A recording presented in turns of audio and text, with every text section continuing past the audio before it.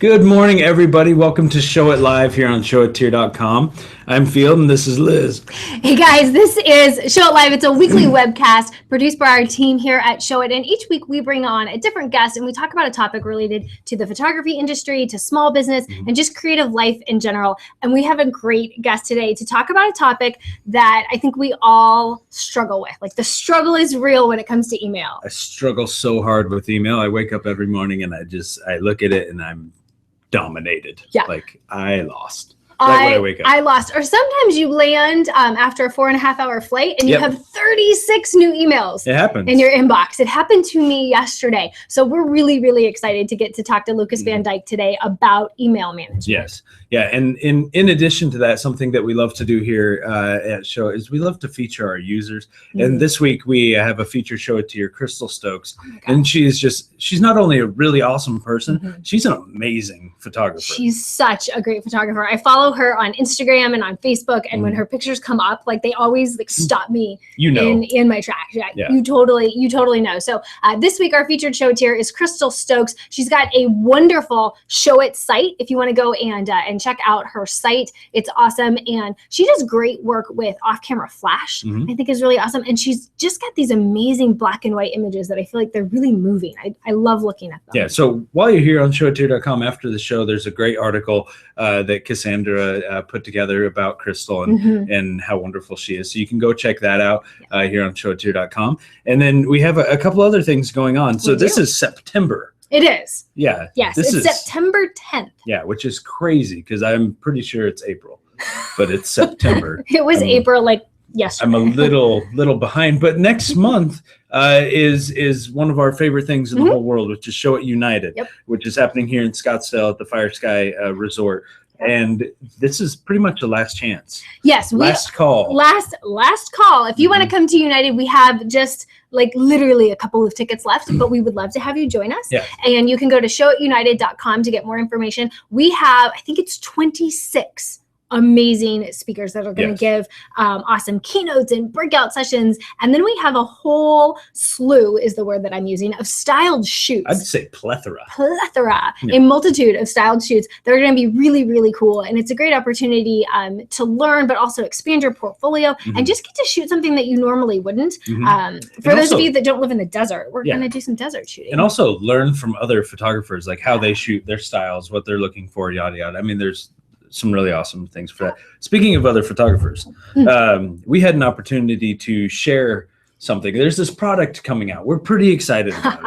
It's called Show It 5. We had an opportunity to share that with a couple photographers earlier this week and just get some feedback on all the awesome. And I'm not just a little plug. It went really well. Like, Show It 5 is going to be amazing. Oh my gosh, it's going to be so good. If you want to find out more about it, you can go to showit5.com, which is a Show It 5 site, and you can RSVP to be in the know on what's coming up and what's coming out. And then also, when you do that, it's not just a, hey, you RSVP and eventually you'll hear something.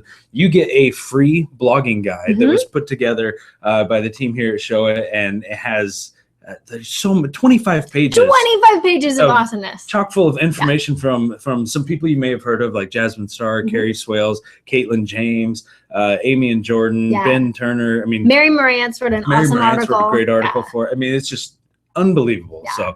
So it's pretty good. I'd go there, type in your email, RSVP to hear about something cool, and get the blogging. Yeah, and get the blogging guide and make sure that you are blogging, because we think that that's a really important part of your business, and we want to help you with it.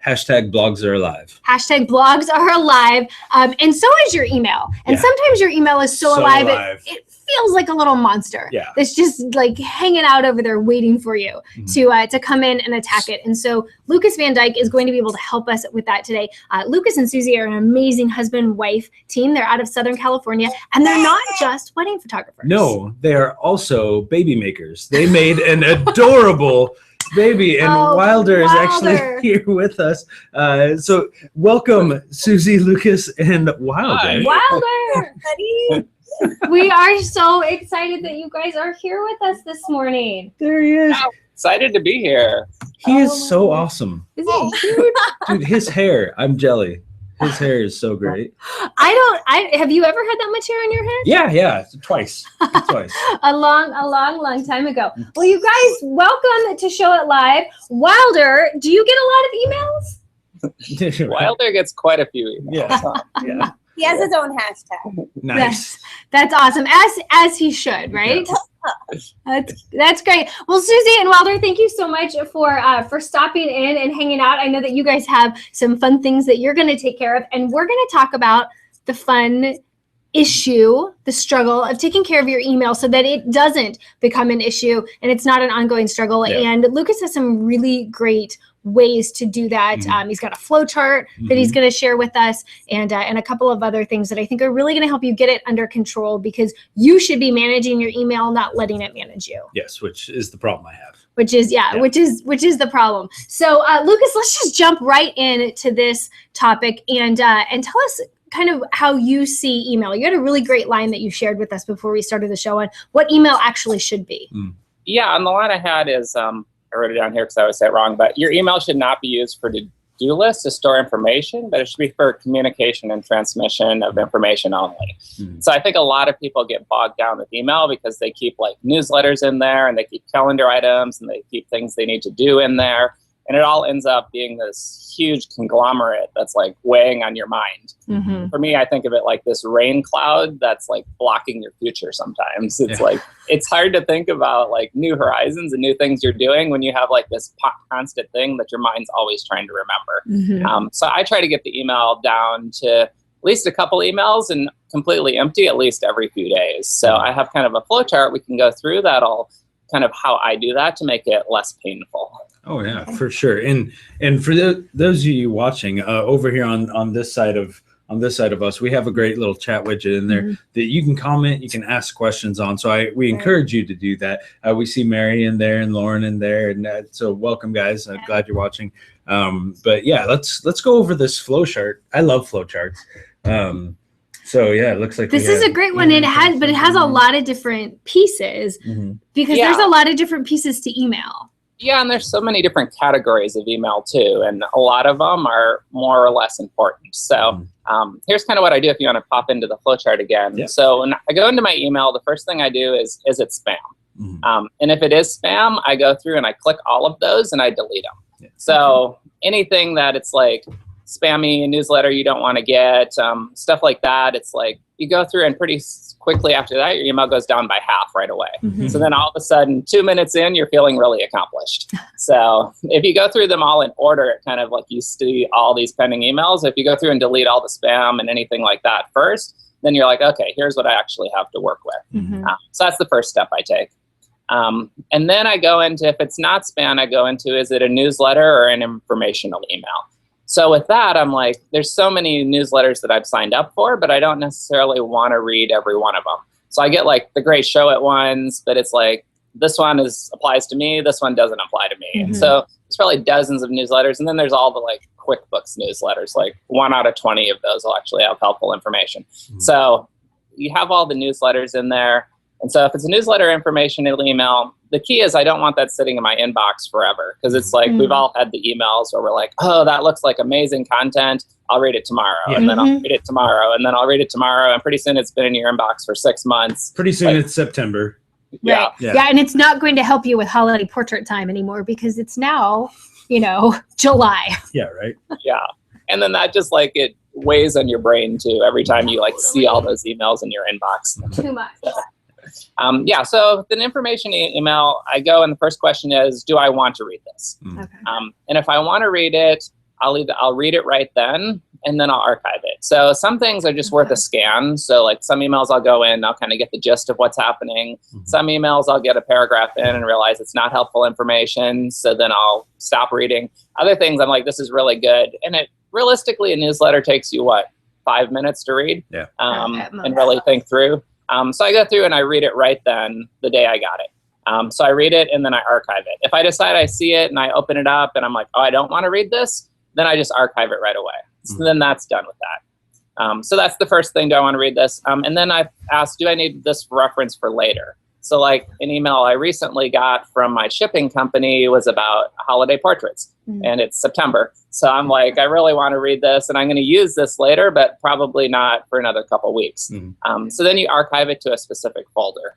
And depending in Gmail, it's easy. You can just put different labels. So you can put multiple labels on email. So it could actually be in a couple categories. Depending what email service you use, there's different ways to do folders. So you can archive it to a folder, and then it's easy to find, but it's not sitting there in your inbox again. Okay. Can I ask a question, Lucas? Do you use just one email address, or do you have multiple? Because I know, like, I have newsletters at elizabethlangford.com, and that's where I send newsletters, and I have receipts, and so I have like 9 email accounts. So I separate them all out. Am I just making more work for myself? I found it way too complicated to have more than one email address. So all of my emails, and I have like 9 different emails for different businesses and different functions. And in Gmail, how I have it set up is you can set Gmail to reply from the email came in on. So if an email comes to lucas@chasinglockets.com, when I hit reply, it automatically comes from Lucas@chasinglockets. If it came to lucas@lucasandsuzy.com, it replies to that. So I have Gmail set up so it replies from the right email address. So I'm in one inbox, but I don't have to worry about it because I know it's always going out as the one it came in to. That makes sense. Yeah, and I found that a lot easier with this workflow because then I can just do this workflow one time and I don't have to go through and do it 4 times or 5 times. And and as we get into it, you'll see why that works with newsletters and receipts and everything too. All right, perfect. Keep going. So we're still on the newsletter information email, and we get to then you ask yourself, I don't ever read from this source. So we all get those emails that we're not sure how we got on the newsletter, or we signed up and it's not helpful content, or it's spam or something like that. And you're like, I don't ever read from this source. Most of us we'll get annoyed and we'll hit delete. But then we get another one the next day.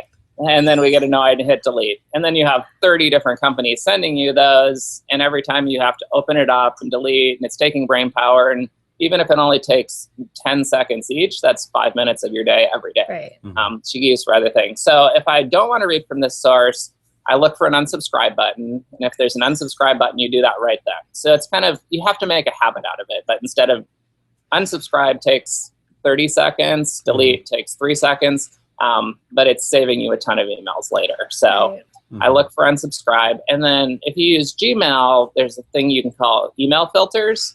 And you can filter things from a certain address or with a certain subject line or with certain text in it.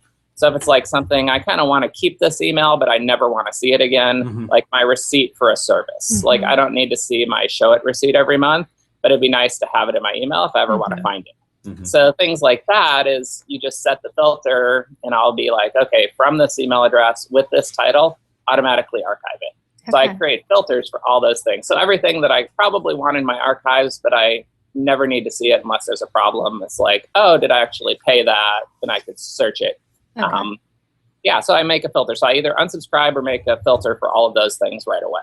I love that. I think that putting a little effort up front is really, when it helps on the back end, that's good. That's managing the email and not letting it manage you. And for those of you that are out there in the chat, we want to know what email, service are you using? Are you using Gmail? Are you using Apple Mail on your laptop? Are you using Outlook? Are you using Juno?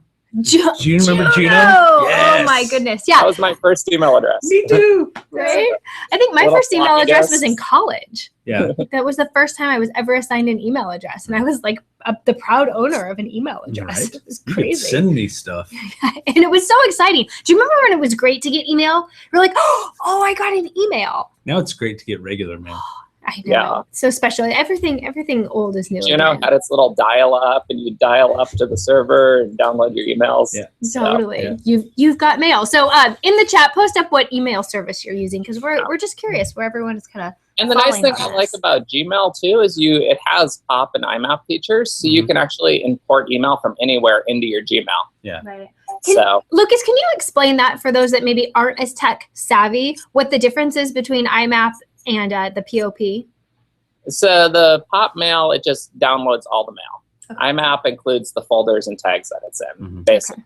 Okay. So IMAP's kind of back and forth, and it's keeping everything synced and up to date, whereas POP's just like grabbing a big bucket full of mail and pulling it into your Yelp inbox. Okay, so you want to use IMAP. Yeah. IMAP's usually more helpful. Yeah, but if you're importing from others, yeah. Okay. Yeah, but not everywhere supports IMAP. So, so we've gotten rid of our spam as the first step on our chart. And now we've gotten rid of all the newsletters and informational emails. And now the inbox is getting pretty small. It's like only the things that are a little more important. So then I go through and I look at the emails and I do, can I respond to this with a template? And well, if we have time, we'll talk a little bit about how to make templates work and how they don't work. But if it's something that you could respond with a quick template, then I go through and do all of those. So it's something that takes less than 30 seconds. Yeah. So then I've gotten rid of those emails. And then I go through the emails that can I respond in less than 2 minutes. So there's usually things that I put off, but it's like, they just want yes. It's a coordinator that's like, hey, here's the wedding schedule for this weekend, please confirm. And so then I'm like, okay, open the attachment, make sure it works, and then put thanks and respond to that. Or like a client will email and be like, just confirming our session tomorrow at 9 o'clock at wherever we're meeting, I respond yes. So all of those emails that you can respond with like one-word answers or without opening up any other tabs in your browser, I try to go through those. And that narrows those down. And then those people, like, it's not worth waiting 3 days to respond to a one-word answer. So that kind of like makes people think you're a good communicator because you get through all those really quickly. People would rather have an answer and a quick answer than, like a whole book, I think, from you. Like they just want to know right now, yes or no. It's important. And sometimes if I'm like at the airport in the middle of emails or something, or like traveling, and I usually have an away message when I'm away, but if I haven't set an away message, sometimes I'll respond to, hey, I can't answer your question right now, I'll get back to you on Monday, and stuff like that. And then that helps to like those people, then they're not like, I'm avoiding the question. They're just like, he's busy, he'll do Monday. So I go through and do all the 2-minute responses. So that's most of the emails. And then you get down to the emails that you like let sit in your inbox for 3 months because it's like, involves multiple steps. So they're like, can you edit this photo? And then can you re-upload it to Pass? And then can you order this print? And can you do a graphic? Like the show at United email you sent asking for graphics for chasing lockets. So that's one of those emails that would be in my inbox. Don't leave it in there for 3 months. So that one had a due date on it. So a lot of people get those emails and then those sit and your to-do list starts stacking up. Or some people even email themselves and be like, hey, I need to do this. I'm going to send myself an email and use it as a to-do list. So, which is good to do, but initially, but then your email box never gets empty. And it's just, if your email box is not empty, it's always using up your brain power thinking about it. And you can't like in one glance see what you have to do. So I get to all these emails that require multiple steps. And I actually have a master to-do list. That's everything in life that I need to do. So, and the key to this is having that to-do list in a place that you can always see it and check it so it doesn't get lost. So a lot of people have a to-do list, but then they don't trust it because they forget about it. So for everyone, that's different. For me, I use the notes on my iPhone, which sync with the notes on my laptop.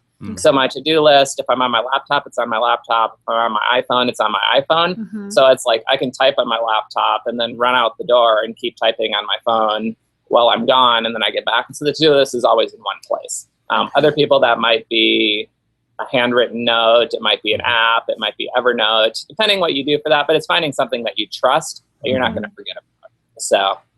Yeah, I think that's the biggest. That we could do a whole show on to-do lists, but making it's sure it's actually on our to-do list. It's on our to-do list to do a show about to-do lists, but making sure that you are on top of that to-do list and crossing things off and adding things on, and then it's always in the same place. It just can't live all over the place because you're gonna drop something somewhere. For sure. Yeah, and I think that's why some people leave things in their email box because they know they're going to be back to their email box and they don't know they're going to be back to their to-do list. So my to-do list is tabs in Chrome. So sometimes you'll go and you'll see my Chrome and it'll be like 40 tabs.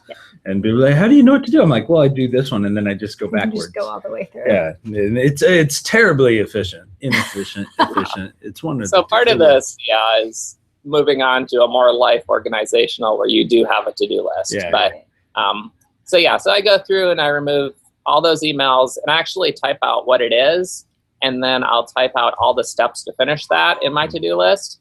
And then just for reference, I'll put the email address on the to-do list too. And then I can search that email for reference if I need to find it later, but it's not sitting in my inbox, clogging up my inbox. Okay. So and I'm curious to know, you said that you use the notes section on your iPhone and then it's synced on your computer. For those of you out there on chat, I'd love to know, are you using other apps for to-do lists? Some people like Evernote, or there's one actually, I think, called Todoist. Yep. Maybe that's gotten to be popular. Don't forget the milk. Don't forget the milk. Asana kind of has a to-do list portion of it. So we'd be curious to know what apps you guys love that are out there in the chat world for that. Okay, so we've gone through and we've gotten down to the important things. We've got our to-do list. We're not using our emails as our to-do list. What's next?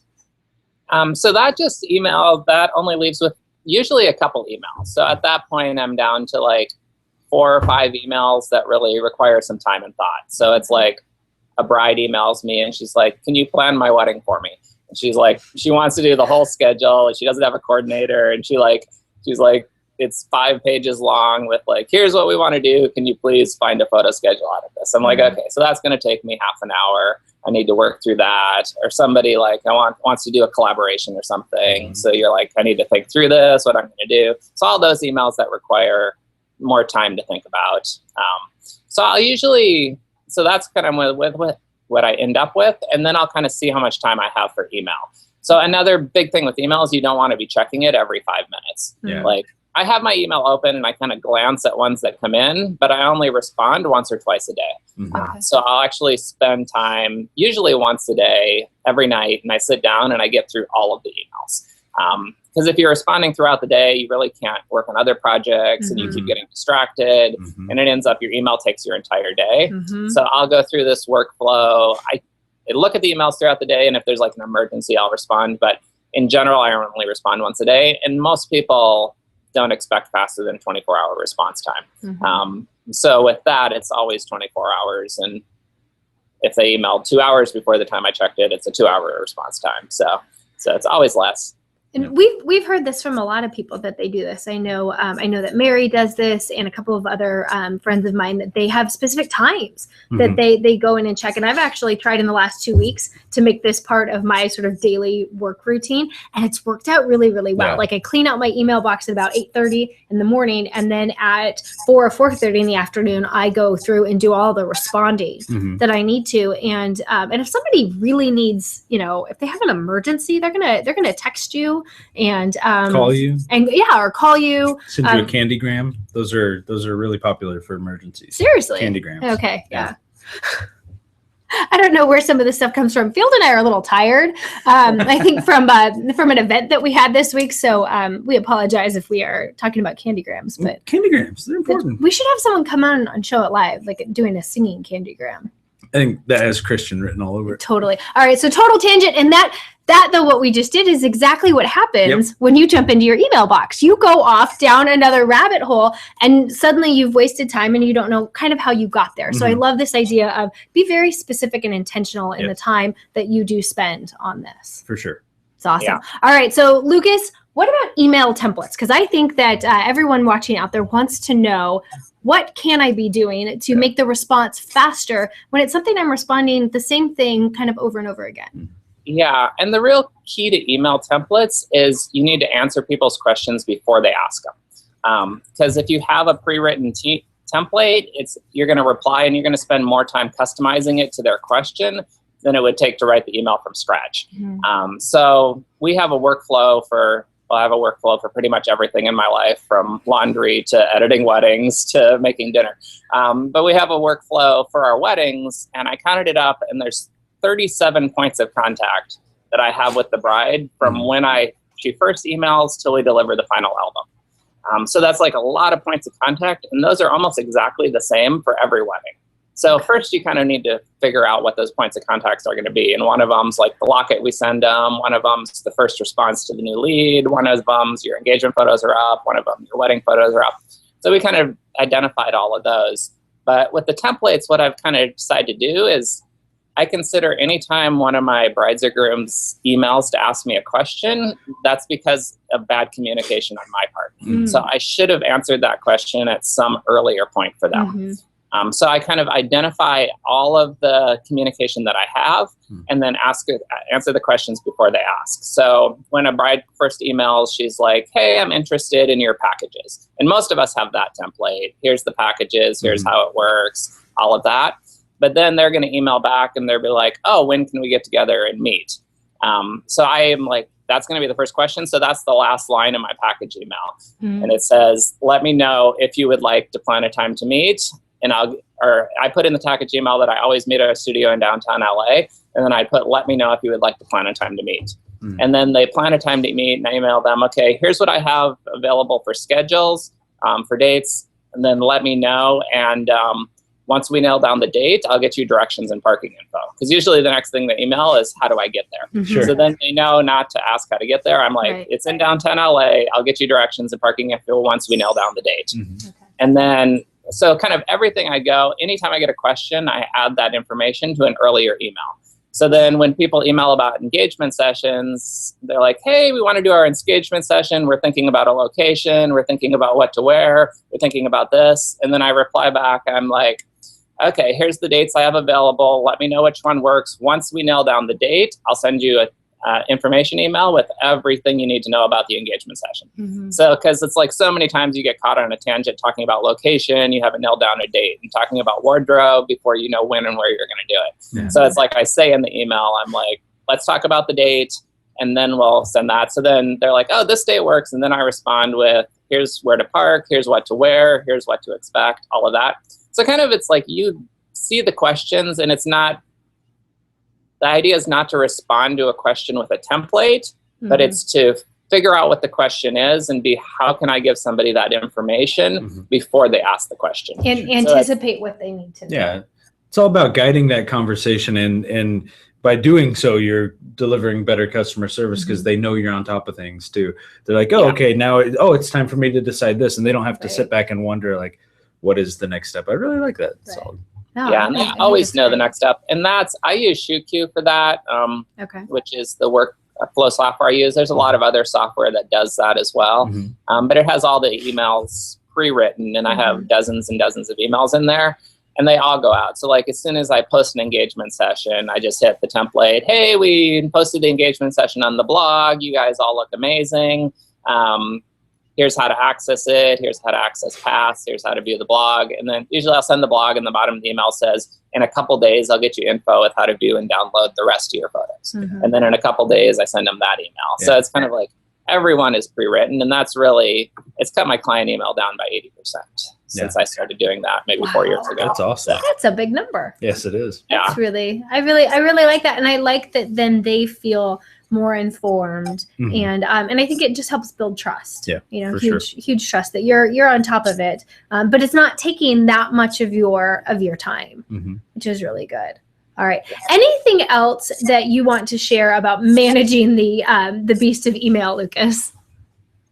I think those are just the biggest things. It's the templates are a lot of work to set up in advance, but you got to spend a lot of time thinking through those and tweaking them and rewriting them. And it probably took me a year of tweaking, because every time you get a question, you need to go back and rewrite that email a little bit to figure it out. But eventually you have a nice set. And I think probably the last 3 years since I got that set up, it's spent almost no time on client emails, just because they get all the information as they need it. And then the rest of it's just habits. It's getting in the habit of forcing yourself to take a little more time, but getting in the habit of unsubscribing from newsletters or creating a filter, and getting in the habit of responding to 2-minute emails quickly, and getting in the habit of moving things over your to-do list. And you don't have to do it exactly how I do it, but figuring out how you're going to do that and writing it out and deciding it is probably the most helpful thing. Because then when you go into your email, you're like, oh, I need to work on this 30-minute email first with like editing this print and doing the graphic and ordering that. And then you're like burned out, and you still have your spam and your informational emails and all those 2-minute ones that are never responded to. But if you kind of start with the easiest first and then move to the hardest, and it really goes much faster. Yeah, no, I love this. I feel like I will be less distracted to go buy things that are in my email box now, because normally I just click on them. I'm like, oh, I really want that shirt. Oh, look, I really want the new iPad. I really want The new iPad. Sorry, Field. I should have mentioned that. You really shouldn't have. I closed the tab. It's no longer a to-do list. It's not. It's not on your to-do list anymore. Yeah. But managing email is a huge part of just managing your small business and getting control over your workflow. And we're actually going to talk about that next week on the show. Our guest, Drew Brashler, he's a local photographer here in Phoenix. He's a show-a-teer, and he shoots about 70 weddings a year. He shot 67 last year. He's got 70 this year. And I'm pretty sure that's more than days in the year. I don't think there's 70 days in the year. So that's crazy. There are 365. Oh. Yeah. I was way off. You were way off, but there are only 52 weekends. That's one every 5 days. It is. Oh, no, it's not. My math is, I apologize. My math is not mathing today. It's not mathing. Boom. But I think email is probably a huge part about how Drew is able to manage 70 brides, 70 weddings a year, because you've got to have control over those other parts of your workflow. Otherwise, you couldn't do it. Yeah, and we do 40 weddings a year, and I counted out the hours, and I counted that it's about 18 hours a week. So I consider 40 weddings a year a part-time job. So for sure, double that, and you could do 70 weddings a year, and kind of see where he's coming from. Yeah. So it's awesome, and I think maybe Lukas and Drew just have abundant amounts of energy. Yes, that they can do this, but they've gotten their workflow down, and I think that's huge. And so whether you are shooting 5 weddings a year or 55 weddings a year, having a really good workfall it's key to having a better business and a better life. Yep. So. Yeah, there's no way you could shoot that many weddings without having one. Not at all. So Lukas, thank you so much for joining us today and talking about something that maybe not super exciting. We all deal with something I need. Really important. This was really helpful. Thank you. Thanks, Lukas. Thanks for having us. Yeah, absolutely. And give Suzy and Wilder a big hug for us. Yeah, I will. We're so excited to see you guys at United. Yeah, we're so excited to be there. It's gonna be great. All right, we will see you guys very, very soon. Okay, bye. Right. Awesome. That was so helpful. That was incredibly helpful. So, and hopefully we'll see all of you at United next month. Yep. It's a month away. It's a month away. Which is crazy. A month and like a handful of, I think, 8 days. Yeah. So go to show, if you haven't registered yet, go to showunited.com, click on register, get your tickets because it's going to be amazing. It's going to change your business. I mean, the friends you'll meet there is incredible. Awesome. So can't wait to see you guys all there. Thank you very much for joining us here. Come back next week. Come back next week. See Drew Brashler, and then we've got a couple of other great shows coming up in the month of September. Yeah. We're back to Tuesdays. Tuesdays at 10 a.m. We'll be with Drew Brashler next week, and then we've got Jessica Haley and Tana Nelson, and just a real great arrangement of sleep deprived. We've got a great lineup of people, so we'll see you guys very soon. All right, bye guys. Bye.